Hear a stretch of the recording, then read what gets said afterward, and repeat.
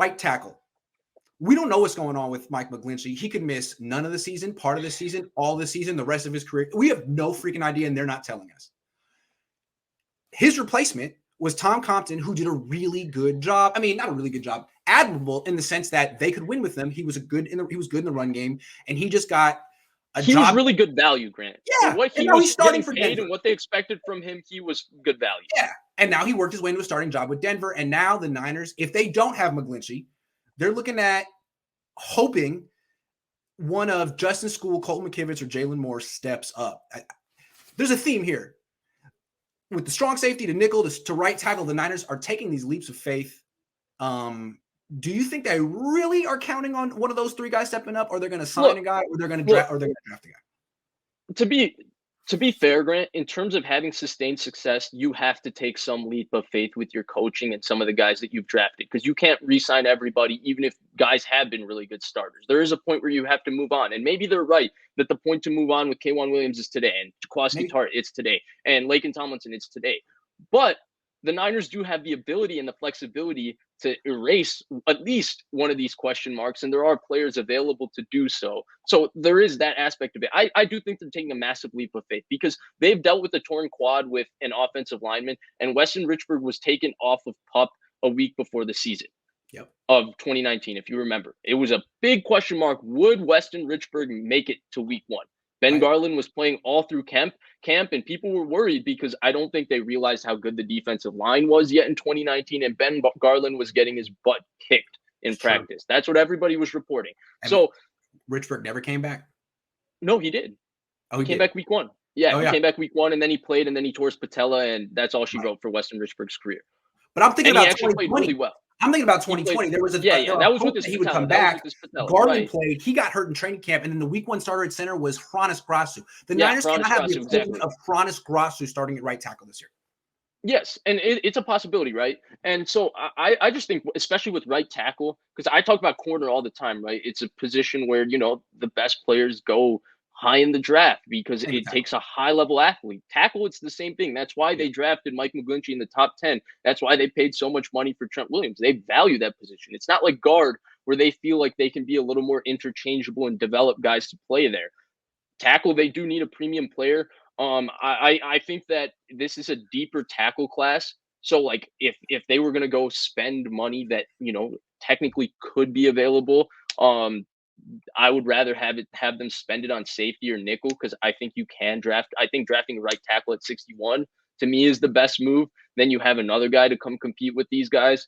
But I do think Mike McGlinchey is a big question mark. Torn quad is the injury that ended Charles Barkley's career. It ended Tony Parker's career. This injury is serious business.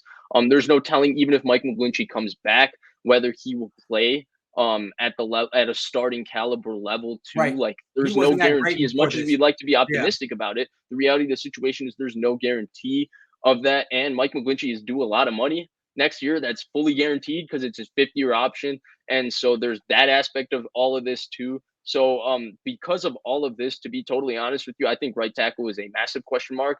I think they need to add another interior offensive lineman into the mix no matter what this offseason, just because they're relying on a lot of young players. And I don't think I think this is going to be Daniel Brunskill's last year as a member of the 49ers. I really do believe that, because they can't just keep playing the restricted free agent game with him after next year. They're going to have to actually pay him a real contract. Right. Yep. And so I doubt they'll want to. So to me, the interior offensive line, adding another guy in there is a need. Then with Alex Mack being 37, to me, center is also another position they need to draft. So we can talk about them being able to address all of these positions in the draft, but there's a lot that they would need to address, because they not only need to gain a little bit of depth and guys they can develop to compete to be future starters, they also have question marks on current starters, right? Will Aaron Banks actually live up and win that job? That's a lot of faith you're putting into it. Real quick, their offensive line is the best left tackle in football, and a bunch of question marks. A bunch of young guys and a 37-year-old center. That's what their offensive line is.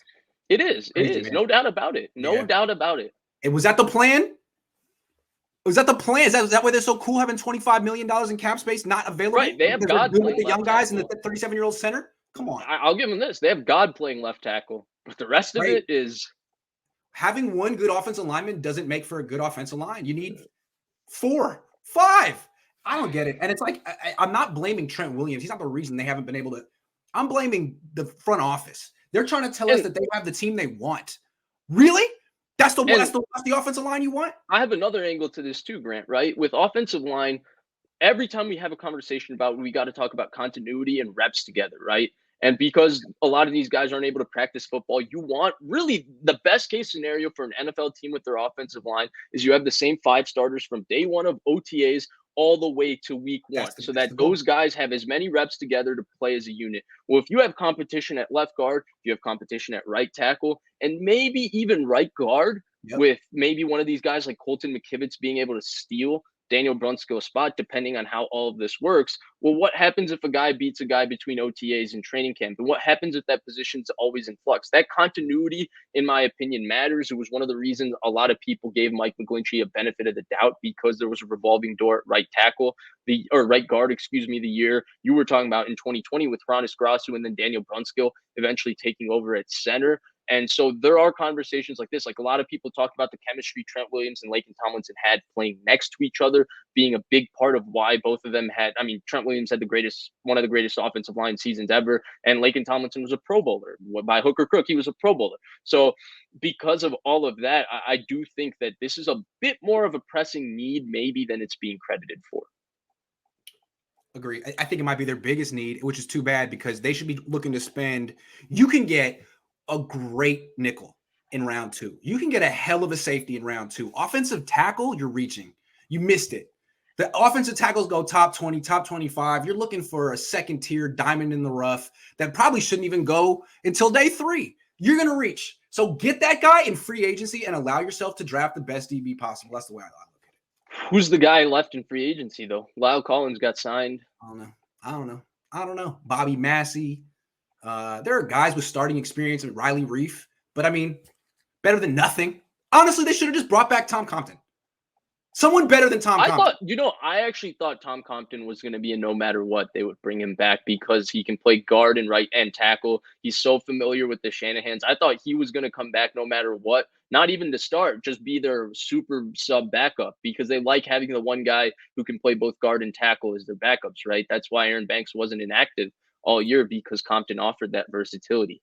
And so he signed like for nothing in Denver. Yeah, right? He did sign for nothing. Yeah. For nothing. So what does that tell you about what the Niners are going to do? Are they going to upgrade that spot or are they just going to hand it to Colton McKivitz? I mean, at this point, I don't know. And again, we're not privy to the information.